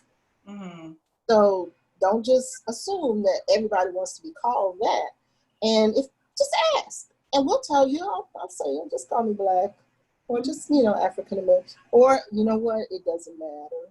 Mm-hmm. Yeah, just ask that question and have those honest dialogues. But again, it's not always what you say; it's how you say it that matters. And I think you'll be okay. Thank you. Well, and I will say I do have a friend who is Jamaican, who, when people call her African American, gets annoyed because she says, I'm not African American, I'm Jamaican. And so I think that there's like this whole world that even you guys would experience that same thing.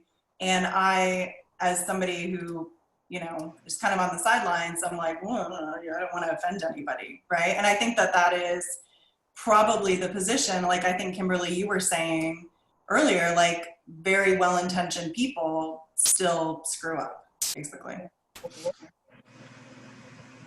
All right.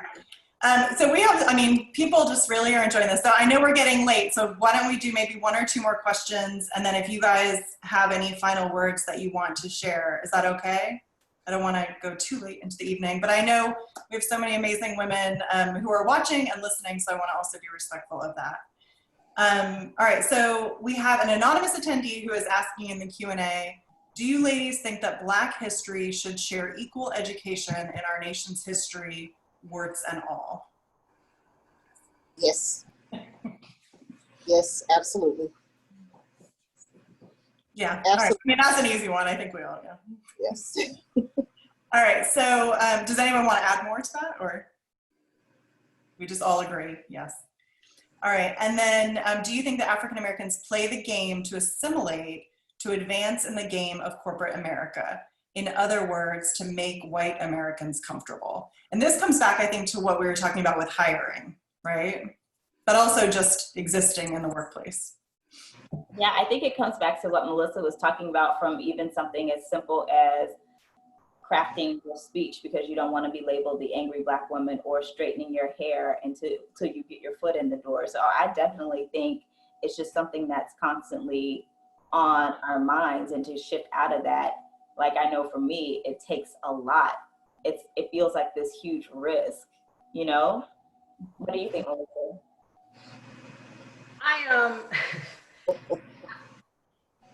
So I struggle internally with this hair situation, right? And I have this group of girlfriends. We call ourselves the barbershop. And so we got this chat line, and we talk about any and every, like right now they're blowing up my phone. Like they got all kind of comments because I'm sure they're watching, right? Waiting for me to talk about the hair thing, because all of us have embraced this natural concept, right? Meaning no more chemicals in our hair. And so for most women, natural looks like what Kimberly's rocking and what Martha's rocking and what Kamasi is rocking. And I love that. And like when I go to sleep at night, I dream of waking up with my hair being funky like that, right? But something stops me when I think about, I got a meeting, an executive meeting the next day, right? And then I start having these thoughts about, yeah, maybe you should wait until next year, right? And so I go around and around thinking that somebody is gonna ask that question like, yesterday your hair was straight. What happened overnight, right? And I don't wanna have to be that angry Black woman because I now have to respond to that. So emotional intelligence tells me, blow your hair out, Melissa, and wear it like that, right? Now, do I feel like I'm trying to be so European when I do that? My sister, literally, my sister just told me last week, she has an organization, shout out to Mentoring Families and Kids. She's raising up little African-American STEM students. And I was hosting an end of year celebration for her students that were graduating. And she said to me, you slung your hair the entire time on the video. You kept slaying your hair and, you know, almost looks like you were trying to be white. That's what she said to me, right? And so I was like I was hot and my hair was on my neck and I was trying to get my hair off of my neck, right? And so I think oftentimes, not only do we struggle with white people thinking that we're trying to be something different, we struggle with it internally ourselves as a race, right? With, I don't want them to think that I'm an Uncle Tom, or I don't want them to think that I'm acting white or whatever, right? Well, whoever said that if you speak proper grammar, or if your hair is straight, or you know, hung around certain people, that meant you were acting a certain way. And so I think we struggle more than others do, or more than we are trying to impress, you know, another race. I think we struggle internally ourselves with really trying to identify with our own people and not, you know, I speak to kids at Edward Waters College here in Jacksonville. And I remember having a conversation about building your brand. And I was trying to tell them about, you know, when you go out to get jobs, you know, you got tattoos on your neck, and you know, you need to think about your choices, because people are on the other side of the table. They don't know how smart you are, right? All they know is what they see, right? So they see these dreads and they see these tattoos, and absolutely it shouldn't prevent you from getting a job. But guess what? There's this old gentleman from Avondale who's in a position to hire you, and he's threatened by the way that you look, right? So if you know you're gonna need a job, it's not selling out or looking white for you to get a nice tailored haircut, right? It's not selling out for you to determine that you want your tattoo below your, you know, chest or in places that people can't see it. So I think we struggle ourselves as a race with trying not to look like we're trying to cross over into something that we're really not. I do. I'm 50 and, you know, and have made it, you know, a decent lifestyle for myself in my career, and I struggle with it. So I can imagine kids that are trying to come up and be authentic and express themselves, that it's absolutely a struggle for them. I feel like in a way, maybe, Melissa, things might be a little bit of a shift. And I hesitate to say that because I know it's gradual, but I feel like I am seeing more people who feel confident in wearing their natural hair. And I feel like I am seeing more people who want to say, here is who I am. I'm not going to be naive and think that they're just going to be welcomed with open arms, and it still doesn't exist. But I think there is some. Yeah, there's a tide that's changing. Absolutely, right? And not only that, there's you guys look beautiful with your hair like it is, right? There's nothing that's threatening about it or anything, right? It's expressive. Again, I have a preference of wearing my hair straight, but at some point in my life, I will resort to the twist. It might be the next Zoom session that we have, right? Who knows? but at some point in my life, I will get there to where the only thing about it though, Kamasi, and you talked about this in your video, it's just as hard trying to rock like natural hair than it is to do this. So I'm like, this is easier. I may as well continue what I'm doing, right? So Mine is short. Okay, this is quick and this is easy. Yes. Kamasi flies across the country to get her hair done. So yes, that's what I did. That's what I said. So actually, I'm gonna just share really quickly. So it was 5 years ago that I stopped relaxing my hair. So for most of my career, I always rocked my straight hair. But it wasn't until 5 years ago that I decided to do the big chop, and I had my hair just as short as Kumasi had it. And I remember walking into, so I used to work on the Colgate Palmolive account. And I remember walking into the room and my client looking at me saying, "Oh, you changed your hair. So how do you feel?" And my first response was liberated. And then from there on, it was like, I'm gonna rock my natural hair, and whoever doesn't like it can just kiss my, you know what? Because my hair has nothing to do with my skill set and what I bring to the table. but that's why we got to get a seat at this table so that when people do come in looking like that, the biases won't stop them from getting the job that they deserve because they are well credentialed to get that job. So Melissa, this is all you, the brown people at the boardroom. Baby, I'm ready. This is all you. Yes. No, I do feel So pressure, so much pressure. no, because I feel like I wonder too if it was just like, oh, people in Jacksonville just love natural hair, because when I did it, they encouraged me. But I've still been able to elevate. Like I went from Jacksonville to Denver, and now I'm in San Francisco. And so that lets me know, like, you know, it's not just like, oh, this one city embraced you. It's a thing that we just kind of have to step forward. And I think I don't think about it. I just move forward and I'm like, this is who I am. This makes me unique. And I swear, nobody has ever said anything. They haven't suggested I straighten it. They haven't said a thing to me. It's just Kamasi, not only do you look beautiful, you are darn good at what you do, right? Exactly. So to try to come and dispel the fact that your hair is going to limit you from being the baddest anchor out there, like, you can't argue with that, right? So it comes a point where you've just established yourself and you can do whatever you want to do almost, right? Write your own ticket because you put in the work. Just say yes. You know it's true. Yes. She's very humble. She's very humble. Yes.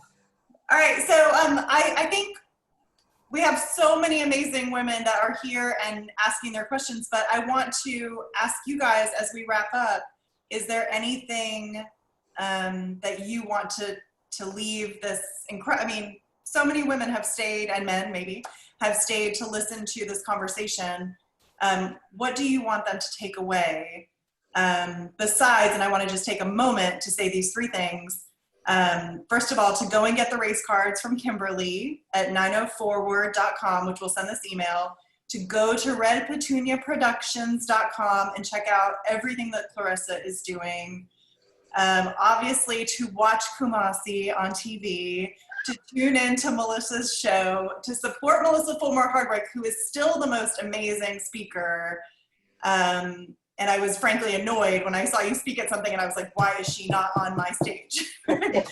And lastly, with Martha, and we'll send out a ton of detail around this, but Martha has been a part of first you started as part of our program. We did a big business program. Then we just kind of liked each other and kept going. And so she is also a coach and in our kind of community of coaches and experts. So she and I put together something special for any woman of color who is here right now, Black women, white women, whoever you are, if you are looking for mindset, empowerment coaching, if you are an executive who is trying to get to the next level, or you're in your career, which I know from the comments, we definitely have people like this that are in their career and struggling and trying to figure out where is my place and how do I get to that next level. Martha and I put together a little package where you basically get amazing coaching from her, and it's like on the super cheap, and we're throwing in a bunch of She is Fierce stuff just on top of it, because I would love for you guys to go and support her and everything that she is doing as well. So all of those things, did I say? I did say everybody, right? Yes. Okay. All right, so can I then just turn it over to you guys, and Kumasi, if you have any last words, and basically just say, what are your words of wisdom for the many people that are watching this now, and then for people who watch the replay later and want to learn from you guys and your success?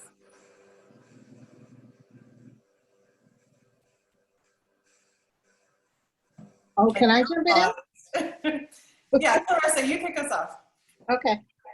I'd like for you to take away the idea that if you change your heart, you can change the world essentially. And when you ask questions, ask in order to learn and to actually hear what the response is, and not have a prepared or knee-jerk reaction to what the answer may be. Don't want to know the answer, don't ask the question. But if we can have those dialogues and be honest about it and be sensitive to what other people are experiencing, we can make huge strides in changing the dynamics of what is going on in the world at this moment.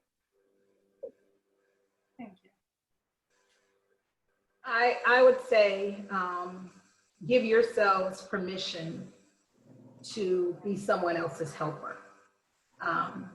Reach back and bring somebody. If we really want change, right? Melissa Ross just said, we talked about the older people who are just gonna believe what they believe.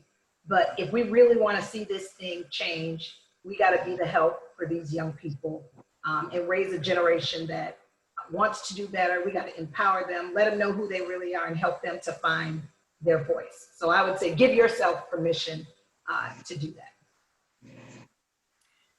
Can I interject before you guys move on to the next thing? Because I thought of something that I wanted to ask. And Clarissa, it goes back to something you said earlier, which was when you first came to our events years ago, and we only had like 3 or 4 women of color of any kind, right? In St. Augustine, which is a small town. And Sometimes just one, me.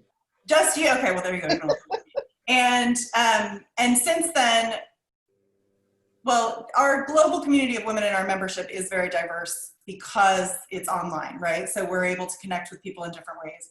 But I have found, like, we did an event in London, it was diverse. We've done some events where we have featured a woman of color and they have been very diverse. But when we feature I'm gonna say like a stereotypical, even though they're all amazing, white woman, right, on a poster, it's a challenge to get women of color in the room. And I don't necessarily think that's because they won't show up or don't want to show up, but as a white woman, a real question to you guys, as somebody who has actually successfully done it in some markets, what is your recommendation as ways to reach out to other people in the community and say, hey, this is also a space for you? To me, it goes back to that fictive kinship, right? We support each other because we feel like we've had so much racial shame that when we see a Black person doing good, we want to support them. Like, we want to be all in with them. And so I know for me, I support who I support, right? That really ain't about race. But there is something about kinship that makes me say, Melissa, if you don't support, this African-American person, they may not get to where they need to be. So don't you be the person or the reason that they don't elevate. So make sure that you support. And I think if Kelly, I ain't trying to say every time you put on something, you need to put this person on if you want to sell it out. But I'm just saying. It's your catch you. All right. I think we respond to that based on that fictive kinship concept. Yeah. Do you guys have any other thoughts on that? Because one of the things that we do, like if we have a series, for example, is we always, like a rule in the back of my head is that I always try to make sure that our diversity reflects some version of the actual diversity of the population. so that if you like stuck a map of the population and you stuck a map of numbers of people that we have, they look something like each other. And so that's just like a general idea, but that also includes white, honestly blonde. Like we had once, I was trying to line people up, and based on schedules, we had like 4 blonde, beautiful blonde women like Melissa, all in a row. And I thought, as a non-blonde woman, I was like, this is too many blonde people, right? And so I guess that's a question to you guys to say, how can we, on a, not obviously as a speaker, but how can we bring more people into the space? Does that make sense? If I may, one of the things that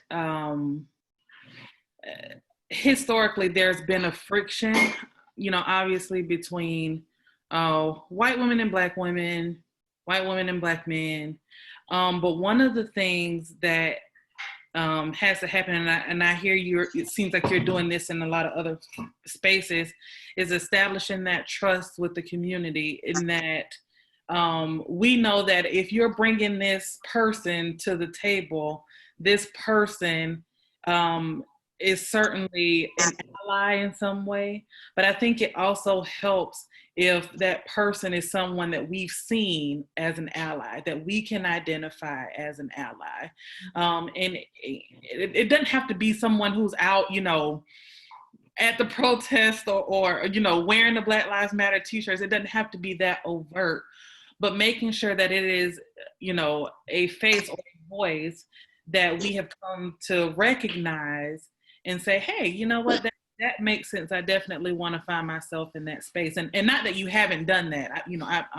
I'm not offended at all. And I think that is, I think that's a huge part of what we're doing in general, like an attempt to do that. But I also think that there's always room for more. And even in the way that I communicate, right? Or the way that I write an email, or the way that we create a poster, like all of those things can be impactful, right? Even like the way you place things makes a difference in how much people react to it in online sales. Like there's so much strategy behind it. And I think that almost like not knowing that information can prevent things that you might even want to have happen, right? So I think it's great feedback. So anyway, I interrupted your words of wisdom because that was my one question that I was like, I need to ask this for us to move forward. So, Martha, do you want to share your words of wisdom? Yeah, so usually what I like to tell people is, despite of what or how the world sees you and makes you feel, know that you are worthy because you exist.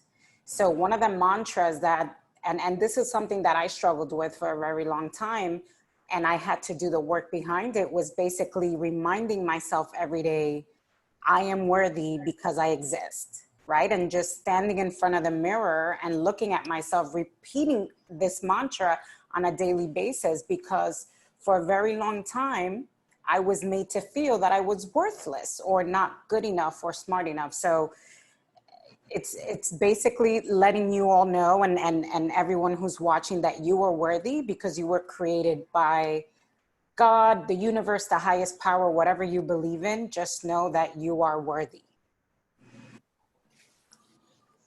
So, Kimberly, do you want to share yours? Yeah, just continue to be open to conversation with people who look like you and people who don't, and be willing to accept that, there are things in this world that exist, whether you believe it is or not, that they do or not, that people feel every day is the moment they step out of their doors. And so be kind, have mercy, have grace, and don't just tolerate, but celebrate the differences in that you see in people, and let them know that you see them for who they are, and that, to Martha's point, you're valuable. You're here, you're valuable, and we appreciate everything you bring to the organization, to the company, to your family, to the world. That's my 2 cents. So before Kumasi and I close it up, Melissa, do you want to add anything? Melissa Ross? Ross, yeah, sorry. Yeah, I guess all I'll say is, you know, to whoever's watching who's a white person still, to just try to put yourselves in someone else's shoes, because that's what needs to happen now. And I think it is happening more than it has ever in this country, but try to listen to someone else's experience. That's it. All right. Kumasi, do you want to close this out? Yeah, I would just say, like, this is such a unique time. And as a Black woman, I feel more empowered than ever to use my voice and to speak out. And I think that if there's ever a time to do that, now is the time. I think before you might have been a lone wolf out there and it would have been much harder. You would have probably, who knows what could have happened, but now you have the strength of community. So use your voice. I've been doing that more at work. I've been doing it more on my personal platforms. And I think that encourages other people to be able to stand up and to use their voices as well.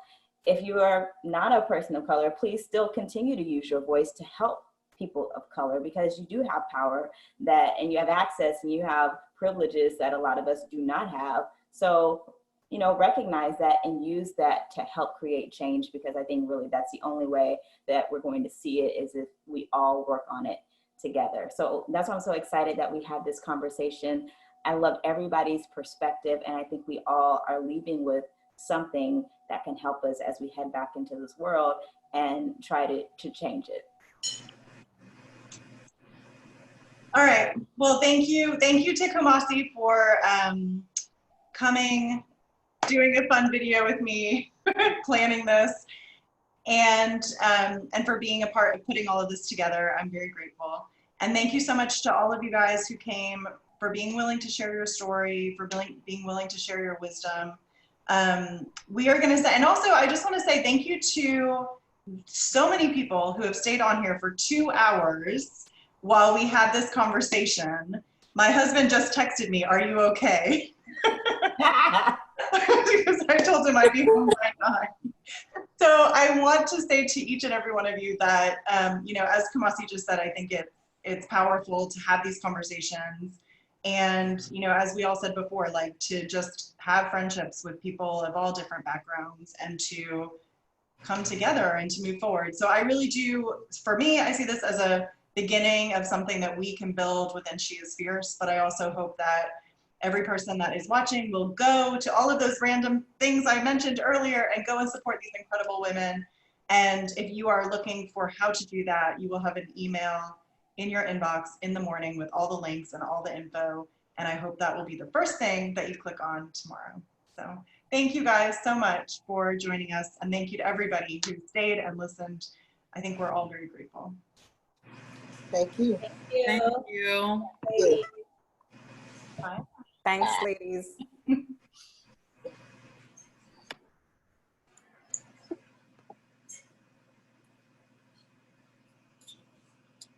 Bye, Clarissa. Bye.